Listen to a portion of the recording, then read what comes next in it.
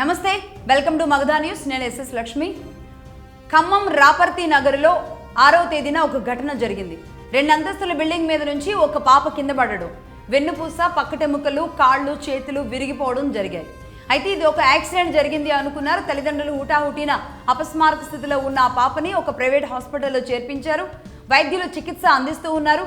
ఈ క్రమంలోనే డాక్టర్లు ఐడెంటిఫై చేసింది ఏంటి అంటే 12 ఏళ్ల చిన్న బాలిక మీద దాడి జరిగింది అనేది ఐడెంటిఫై చేయడం జరిగింది ఆ డాక్టర్లు.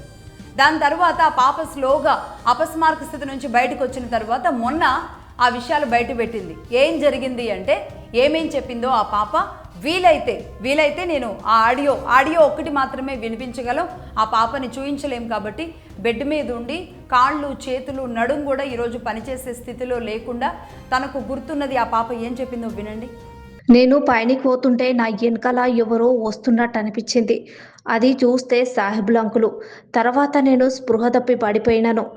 అప్పుడు ఆ సాహెబుల్ అంకులు ప్యాంటు ఇప్పి నాతోని గలీజ్గా చేసిండు. నాకు అస్సలు మంచిగా అనిపించలేదు. తర్వాత చూస్తే ఎవ్వరు లేరు. ఆయన లేచి నించున్నాను. అయితే వెనక నుంచి ఆ సాహెబుల్ అంకుల్ మళ్ళీ వచ్చి నన్ను బిల్డింగ్ మీద నుంచి అటుపక్కకి ఇసిరేసిండు. విన్నారు కదా, ఒక సాయిబ్ అంకుల్ అని చెబుతోంది కదా. అంకుల్ కూడా కాదు, నిజానికి ఒక తాత వయసు అని చెప్పాలి. వాడు చూస్తే అలా ఉన్నాడు, దరిద్రుడు, బుద్ధి జ్ఞానం లేనివాడు. ఏం చేయాలి వీడిని? ఒక కేసు ఏదైతే మనం ఈ కేసులు పెడితే ఇలాంటి నష్టాలు తీరుతాయి అనుకుంటున్నామో వాడిని జైల్లో పెట్టినంత మాత్రాన ఈ పాపకు జరిగిన అన్యాయం పోతుందా? వాడు దాడి చేసింది కాక ప్రయత్నం కూడా ఆ పాపనే లేకుండా చేద్దాం అనుకున్నాడు. వాడి కామవాంఛ తీరిన తరువాత ఆ పాపని ఇలా నలిపేద్దాం అనుకున్నాడు, దుర్మార్గుడు. ఇలాంటి వాళ్ళని ఏం చేయాలి? అందుకు కాదా అప్పుడప్పుడు మరి సజ్జనార్ గారు లాంటి వాళ్ళు రావాలి అని కోరుకునేది.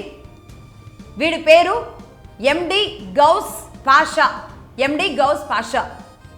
వీడు సాయిబ్ అంకుల్ అని అంటే వాళ్ళు అలా పిలిచేవాళ్ళు కాబట్టి ఆ పాప అలా చెబుతుంది. ఒక ముస్లిం నాయకుడు. ఇంకా చెప్పాలి అంటే వీడి గురించి ఇప్పుడిప్పుడు డీటెయిల్స్ వస్తున్నాయి. వీడు ఒక బీఆర్ఎస్ కార్యకర్త. ఇదే ఖమ్మం జిల్లాలోని వాడు ఏ బీఆర్ఎస్ కార్యక్రమాల్లో పాల్గొన్నాడో దానికి సంబంధించిన ఫోటోలు కూడా వస్తున్నాయి. ఇది ఘటన. దీని మీద సరే వాడి మీద కేసు నమోదు చేయడం, ఆ కేసుతో వాడు జైల్లోకి వెళ్ళడం, ఇది మాత్రం జరుగుతుంది. అది కూడా వెలుగులోకి డాక్టర్లు తీసుకురాబట్టారు కాబట్టి, డాక్టర్లు గుర్తించారు కాబట్టి, ఆ పాపని నిదానంగా అడిగితే ఈ విషయాలు గుర్తున్నాయి కాబట్టి, ఒకవేళ పూర్తిగా తన మతిమరుపులో బ్రెయిన్కి ఏమైనా దెబ్బ తగిలి ఏమైనా జరుగుంటే ఈ విషయం ఈ దరిద్రుడు కూడా బయటకు వచ్చేవాడు కాదు. ఇలాంటి ఘటనలు ఎన్ని జరుగుతున్నాయి రోజు? ఖచ్చితంగా ఇలాంటి వాటి మీద మాట్లాడాలి. దీనికి సంబంధించిన విషయం బయటకు వచ్చి 48 గంటలైంది. కనీసం ఈ సోకాల్డ్ జర్నలిస్టుల ఛానల్స్లో దీనికి సంబంధించిన వార్త లేదు. ఈ దరిద్రుడు ఎవరైతే బీఆర్ఎస్ కార్యకర్త ఉన్నాడో వాడి గురించి మాట్లాడిన దాఖలాలు లేవు. అదే ఆ మధ్య ఒక కేంద్ర మంత్రి కుమారుడిది అవ్వగానే ఎలా రోడ్డు మీదకి వచ్చేసి ఎలా ఆందోళనలు చేశారు. బీఆర్ఎస్ మహిళా నాయకురాలు అందరూ ఎలా నిలబడ్డారు. మంచిదే, ఒక బాలిక పక్షాన ఆ స్థాయిలో నిలబడినప్పుడు నేను అదే అడిగాను. ప్రతి దానికి మీరు ఇలాగే నిలబడండి అన్నాం.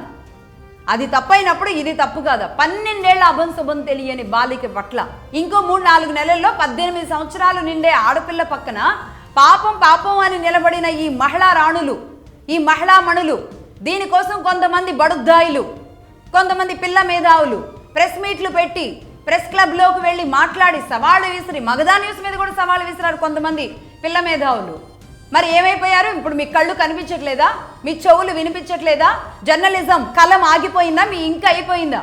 మాట్లాడడానికి మీ నోరు మూగబోయిందా? ఇంత చిన్న బాలిక మీద ఒక ముస్లిం నేత మళ్ళీ వాళ్ళతో పెట్టుకుంటే ఏం గొడవలు వస్తాయనా? లేదంటే బీఆర్ఎస్ పార్టీలో ఇతడు ఉన్నాడు కాబట్టి ఆ పార్టీని బ్యాడ్ చేసిన అవుట్ అవుతుందనా? అంతేగాని 12 ఏళ్ల బాలిక పక్కటెముకలు ఇరిగిపోయి, వెన్నెముక ఇరిగిపోయి, కాళ్ళు చేతులు ఇరిగిపోయి నిర్జీవంగా కేవలం మాట మాత్రమే మాట్లాడుతూ ఉన్న ఆ బాలిక మీరు చూస్తే మీకు పాపం అనిపించట్లేదా?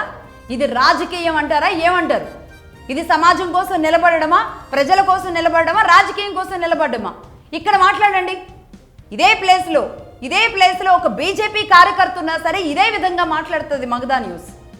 కానీ మీరు ఎంత దుర్మార్గంగా, ఎంత పైశాచికంగా, సరిగ్గా 4 రోజులు కూడా కంప్లీట్ అవ్వలేదు. మీరు చేసిన దుర్మార్గాలకి, మీరు చేసిన ఆందోళనలకి, మీరు ఇచ్చిన బిగ్ పిక్చర్లకి 4 రోజులు కూడా కాలేదు. 4 రోజుల్లోనే ఖమ్మం జిల్లాలో జరిగిన ఈ ఘటన మీద ఏ ఒక్క పార్టీ నాయకులు మాట్లాడట్లేదే, ఏ మహిళా సంఘాలు మాట్లాడట్లేదే. మేమేదో సమాజాన్ని ఉద్ధరించడానికి వచ్చాము అని చెప్పి ఎర్ర ముసుగు వేసుకున్న గొప్ప గొప్ప జర్నలిస్టులని చెప్పుకుంటూ చలామణి అవుతున్న వాళ్ళు మాట్లాడట్లేదే. ఏ నిజాల గురించి మాట్లాడడానికి మీకు ధైర్యం సరిపోవట్లేదా? నెల క్రితం వీళ్ళందరికీ పైసలు మూటలు అన్ని రకాలుగా ఒక సెక్షన్ నుంచి ముట్టడం జరిగింది. కానీ ఈ పాప విషయంలో ఎక్కడి నుంచి ఎవరికి పైసలు ముట్టలేదు కాబట్టి ఎవరు మాట్లాడరా? ఇదే ఖచ్చితంగా ఇదే కనబడుతుంది. ఒక అంశాన్ని తీసుకొని సాగదీసి లాగి కావాలని పెద్దది చేస్తున్న ఈ రాజకీయ కుట్రలో భాగమవుతున్నారే కానీ వ్యవస్థల కోసం, సమాజం కోసం, జరుగుతున్న నష్టం కోసం ఏ ఒక్కరూ మాట్లాడకపోవడం అనేది దుర్మార్గం. మీ రంగులు, మీ ముసుగులు అన్నీ ఇలాంటి విషయాల్లోనే బయటపడుతున్నాయి. మగధా న్యూస్ చెబుతోంది, ఒక్కొక్కళ్ళ రంగు కడుగుతుంది కాబట్టి ఇప్పుడిప్పుడు మీ విషయాలు ఇవన్నీ బయటకు వస్తున్నాయి. ఎంత దుర్మార్గం! ఆ పాపకి కనీసం సానుభూతి తెలపడం కానీ, ఈ దుర్మార్గుడిని ఏం చేయాలి అని ఒక ట్వీట్ చేయడం కానీ, ఒక మెసేజ్ చేయడం కానీ, పోనీ అది కూడా కుదరలేదు. మీ ఛానల్లో ఒక వార్త వేయించడం కానీ, ఈ మహిళా సంఘాలు మాట్లాడడం కానీ ఏ ఒక్కరూ చేయకపోవడం నిస్సిగ్గు. ఎషేమ్. మహిళలుగా పుట్టిన మీరంతా ఎషేమ్.